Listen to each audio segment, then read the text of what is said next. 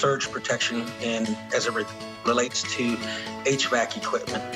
Most customers generally understand keeping the surge protectors for those higher end pieces of items in your home, such as a TV or computer. And nowadays, we're getting more into the whole home protection. What people may understand or may not understand or be aware of is that you have surges, electrical surges that come from internal and external to your homes.